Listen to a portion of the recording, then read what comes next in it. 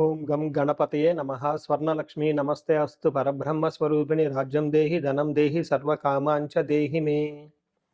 స్వర్ణలక్ష్మి అమ్మవారు ప్రతి ఒక్కళ్ళకి ప్రతి నిమిషం చక్కగా ఆనందంగా మనం అందరం ఉండే విధంగా ఆశీర్వదించాలని, దానితో పాటు మనందరికీ ఒక అధికారము, పవరు, స్టేటస్ ఉండాలని, దానితో పాటు మనందరికీ సమృద్ధిగా ధనంతో పాటు మన అందరికీ మనలో ఉన్న అనేక రకాల కోరికలు కూడా తక్షణమే అమ్మవారు మనకి నెరవేర్చేలాగా మనకు అమ్మవారి యొక్క కరుణాకృప మన మీద ఉండాలని చెప్పేసి అమ్మవారిని ప్రార్థిస్తూ సెప్టెంబర్ మాసం యొక్క రాశి ఫలాలు ఎలా ఉన్నాయో మనం చూసుకుందాం. సెప్టెంబర్ మాసం యొక్క రాశి ఫలాలు ఎలా ఉన్నాయో మనం చూద్దాం. ఇందులో కనుక మనం గమనించుకుంటే ఈ మాసం మనకి చవితితో స్టార్ట్ అయ్యి మరలా చవితితో ఎండ్ అవుతుంది. ఈ మధ్యలో 11 రోజులు శ్రావణ మాసం, మిగతాది మనకి భాద్రపద మాసం ఉంది. ఈ మాసంలో మొత్తం టోటల్గా ఈ సెప్టెంబర్ మంత్లో మనకి కొన్ని ముఖ్యమైన రోజులు ఉన్నాయి. ఇవి ప్రతి ఒక్కళ్ళు సెలబ్రేట్ చేసుకోవాలని, అందరూ ఆనందంగా ఉత్సాహంగా ఉండాలని చెప్పేసి నేను కోరుకుంటున్నాను. అందులో ముఖ్యంగా ఫస్ట్ పండగ మనం చేసుకోవాల్సింది శ్రీకృష్ణ జన్మాష్టమి. సెకండ్ది పోలాల అమావాస్య. అంటే అది చాలా చాలా ముఖ్యమైన పండుగ. అమ్మవారు చాలా ఈజీగా మనందరికీ ఈజీగా వరాలు ఇచ్చే అమ్మవారిని మనం చెప్పుకోవాలి. ఎవరికైతే పిల్లలు చనిపోతూ ఉన్నారో, పిల్లలు సరిగ్గా ఎదగటం లేదో, ధనం మన ఇంట్లో ఉండటం లేదో, ఈ పండగ జరుపుకోవాలి, ఈ పోలాల అమావాస్య అని చెప్పేసి నేను కోరుకుంటున్నాను. తర్వాత మనకి భాద్రపద మాసం స్టార్ట్ అవుతుంటే మనకి వినాయక చవితి స్టార్ట్ అవుతుంటుంది. దాని తర్వాత ఇంకొకటి ముఖ్యమైన విషయం ఏంటంటే అందరూ గమనించుకోవాల్సింది, మనకి పితృపక్షాలు స్టార్ట్ అవుతున్నాయి. వీటిని మహాలయ పక్షాలు అంటారు. ఇది 27వ తారీఖు నుంచి స్టార్ట్ అవుతుంది.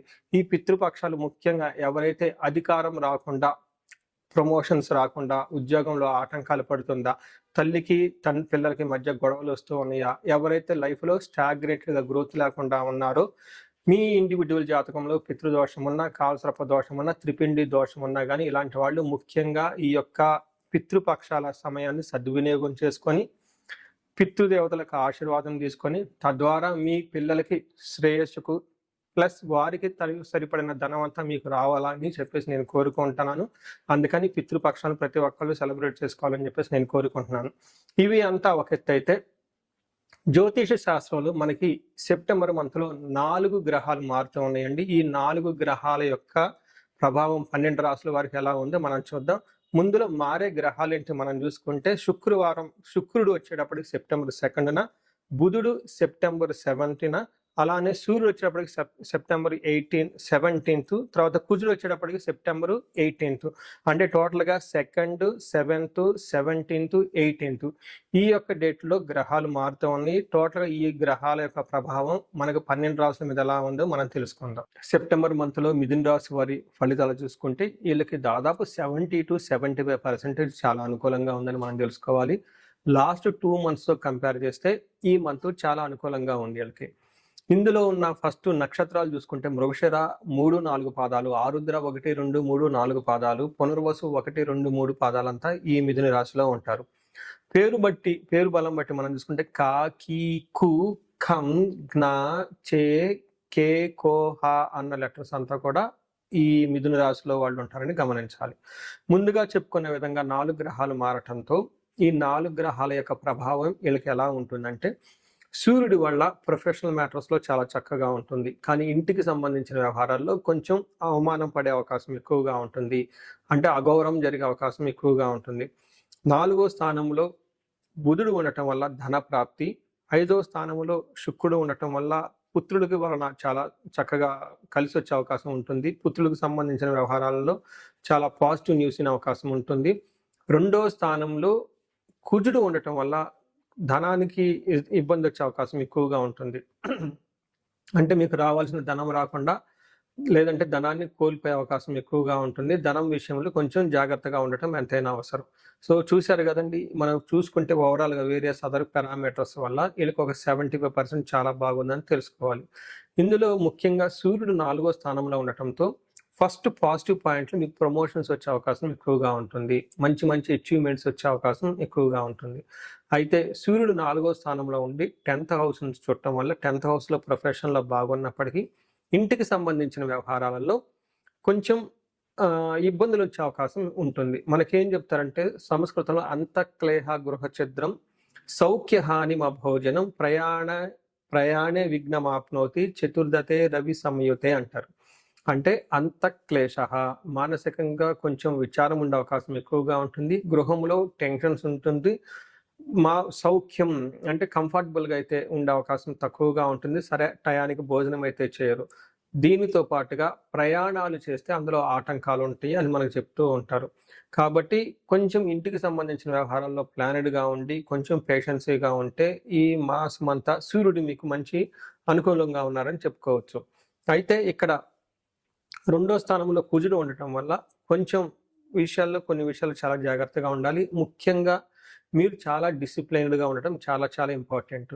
మనకేం చెప్తారంటే అసత్వం సతతం క్లేశనాశ సర్వకార్య వినాశనం సదా దుర్జన సంపర్క భీతిష్యాధనకే కుజ అంటారు. కుజుడు ఎప్పుడైతే రెండో స్థానంలో ఉంటారో సదా దుర్జన సంపర్క, మీరు మీ చుట్టూ ఉన్న చెడ్డ వ్యక్తులతో పరిచయాలు పెంచుకునే అవకాశం ఎక్కువగా ఉంటుంది. లేదంటే కావాలని మీ చుట్టూ మోసం చేసేవాళ్ళు ఎక్కువగా ఉంటారని గమనించుకోవాలి. ఏదైనా పని చేస్తే అందులో సరైన రిజల్ట్ రాకుండా ఇబ్బంది పడే అవకాశం ఎక్కువగా ఉంటుంది. భయం గొలిపే పరిస్థితులు ఉంటాయని తెలుసుకోవాలి. అయితే ధనం మాత్రం కోల్పోయే అవకాశం ఎక్కువగా ఉంటుంది. ఇప్పటిదాకా మీరు ఏదైనా కనుక సేవింగ్స్ దాచిపెట్టుకున్నా, లేదంటే ధనాన్ని పోగేసుకున్న సంపదలు ఉన్నా కానీ ఈ టైంలో అవి పోగొట్టుకునే అవకాశం ఎక్కువగా ఉంటుందని గమనించాలి.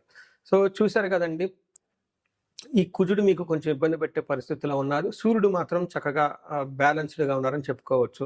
అయితే ఇప్పుడు శుక్రుడు వీళ్ళకి 5వ స్థానంలో ఉండటం చాలా బాగుంటుందని తెలుసుకోవచ్చు. ఎప్పుడైతే శుక్రుడు 5వ స్థానంలో ఉన్నారో మనకు సంస్కృతంలో దాసీభృత్య జనలాభ నిత్య మృష్టాన్న భోజనం ధనధాన్యాభివృద్ధి అభిష్టార్థ పంచమస్తే భవేత్. 5వ స్థానంలో ఎప్పుడైతే శుక్రుడు ఉంటారో వాళ్ళకి దాసీ భృత్య జనలాభ అంటే వీళ్ళ కింద ఉన్న ఫాలోవర్స్, లేదంటే ఎంప్లాయీస్, సబార్డినేట్స్, రాజకీయ నాయకులు అయితే వాళ్ళ కింద ఉన్న ఫాలోవర్స్ వీళ్ళంతా మంచి సపోర్ట్ వస్తుందని చెప్తారు. దీనితో పాటుగా నిత్యం మృష్టాన్న భోజనం, డైలీ మంచి న్యూట్రిషియస్ ఫుడ్ తీసుకుంటూ ఉంటారు. టయానికి చక్కగా పార్టీల్లోని ఫంక్షన్లోని ఎంజాయ్ చేస్తూ ఉంటారు. ధనధాన్యాభివృద్ధి, ధనం విషయంలో ధాన్యం విషయంలో చాలా చక్కగా ఉంటుంది. అభీష్టార్థ, మనసులో ఏదైనా గనక అనుకుంటే ఆ అనుకున్న పని అనుకున్న విధంగా నెరవేరే అవకాశం చాలా ఎక్కువగా ఉంటుంది.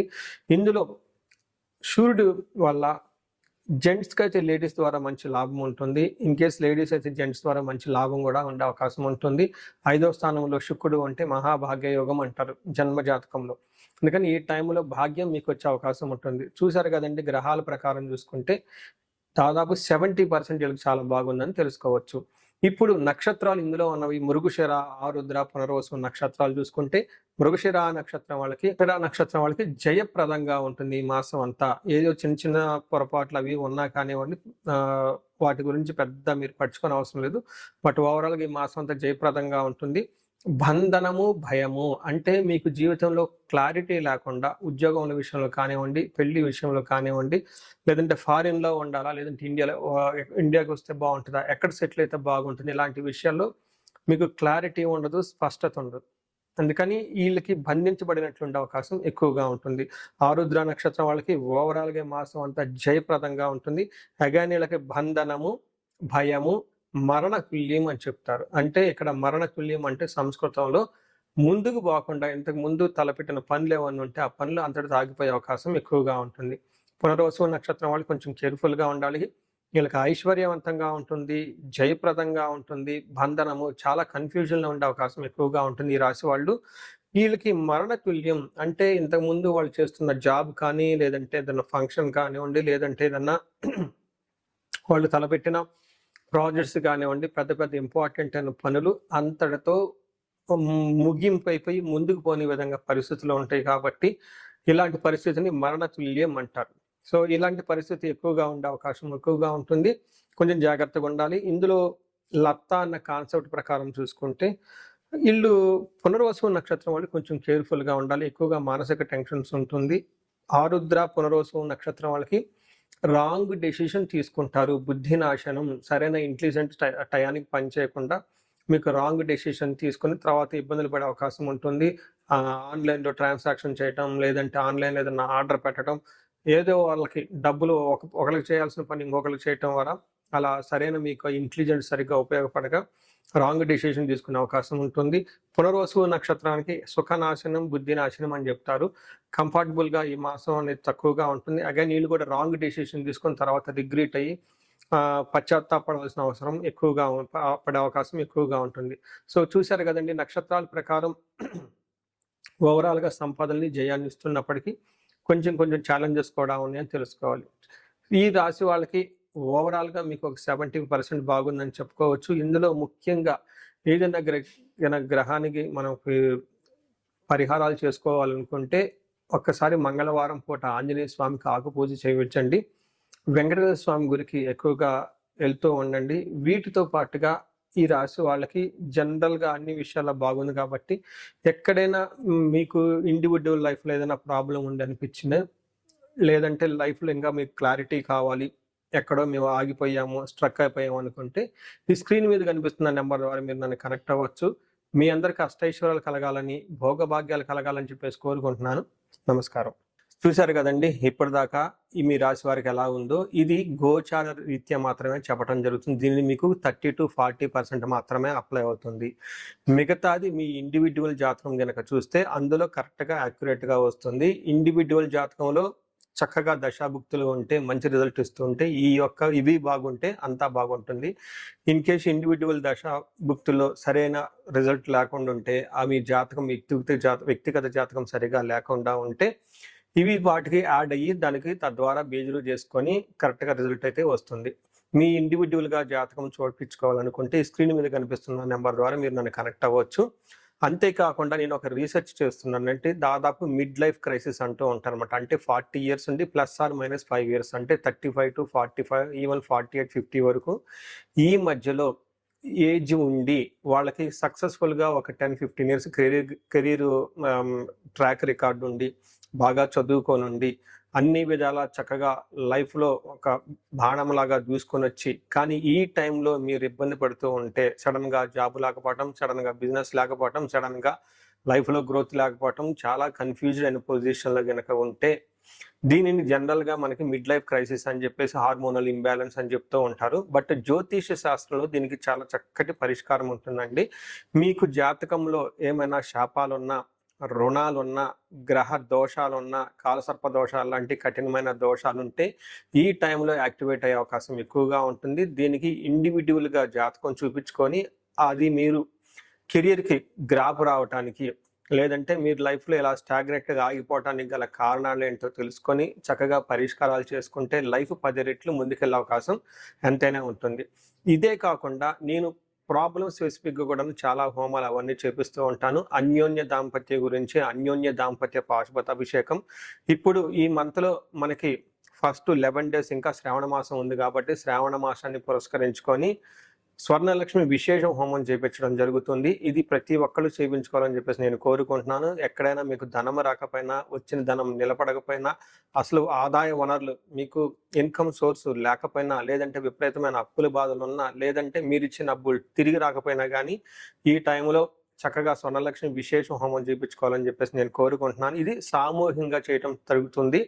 ఇప్పటిదాకా నేను హోమాలన్నీ 1-to-1 చేపించాను ఎక్కువగా, బట్ ఈసారి మాత్రం సామూహికంగా ఈ యొక్క హోమం చేయించడం జరుగుతుంది. ఈ అవకాశాన్ని సద్వినియోగం చేసుకొని ధన బాధల నుంచి, రుణ బాధల నుంచి బయటపడాలని చెప్పేసి నేను కోరుకుంటున్నా. అంతేకాకుండా ఎవరికైతే హెల్త్ బాగోలేకపోతే మృత్యుంజయ హోమం చేయించుకోవటము, భార్యాభర్తలకు ఇందాక మీరు చెప్పిన విధంగా విశ్వావసు గంధర్వరాజ హోమం చేయించుకోవటం, ఇలా మన్య పాశుపత అభిషేకం, చండీ హోమము, సుదర్శన హోమము, ఇలాంటి ఎన్ని హోమాలైనా కానీ మీరు ఎక్కడైనా కనుక లైఫ్లో ఆగిపోయినట్లు అనిపిస్తే మీ ప్రాబ్లమ్ స్పెసిఫిక్గా కూడా హోమాలు, పూజలు చేయించడం జరుగుతుంది. సో మీరు లైఫ్లో ఎక్కడ ఆగకుండా ఉండాలని, జీవితంలో 3 పువ్వులు 6 కాయలుగా సాగిపోవాలని, మీకు అష్టలక్ష్మీలు చక్కగా కలిసి ఉండాలని చెప్పేసి నేను కోరుకుంటున్నాను. మీ అందరికీ అష్టైశ్వర్యాలు కలగాలని, భోగభాగ్యాలని కోరుకుంటున్నాను. నమస్కారం.